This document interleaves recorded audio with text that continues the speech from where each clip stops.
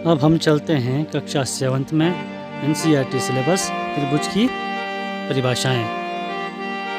त्रिभुज के आकृति आप देखिए, इंग्लिश में इसको ट्रायंगल कहते हैं। त्रि अलग हो गया, भुजा अलग। त्रि का मतलब 3, भुज का मतलब भुजाएं, तीनों भुजाओं से घिरी हुई त्रिभुज। आप देख सकते हैं त्रिभुज, 3 भुजाएं मिल गए। तीनों भुजाएं मिलने के बाद एक कोण बनता है।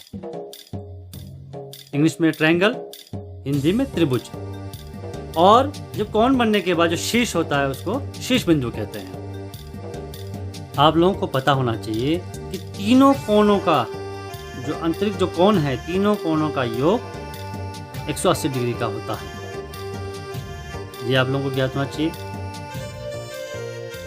लोगों को मैं उदाहरण दिखाता हूँ। 3 रेखाएं लेते हैं। 3 रेखाओं को एक रेखा लीजिए पहले,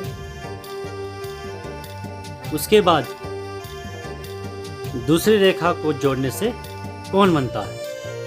उसके बाद आप लोगों ने तीसरी रेखा जोड़ना है। ये तीसरी रेखा छोटी है, इसको मिलाने से विषमबाहु त्रिभुज बन जाता है। इसको आगे बढ़ाइए, ये हमारे पास बन गया विषमबाहु त्रिभुज। आप लोगों ने याद करना है विषमबाहु त्रिभुज किसे कहते हैं। ये हो गया हमारे पास विषमबाहु त्रिभुज। के लिए हम 3 समान रेखाखंड लेते हैं, इसे रेखाएं कहते हैं। तीनों रेखाओं को मिलाने से त्रिभुज बनता है। ये रेखाएं बराबर होनी चाहिए। आप लोगों को ये पता होना चाहिए कि तीनों त्रिभुजों का योगफल 180 डिग्री का होता है और हर एक कोण का योग है 60 डिग्री का होता है। इस प्रकार से हमारा ये त्रिभुज तैयार हो जाता है। समद्विबाहु त्रिभुज।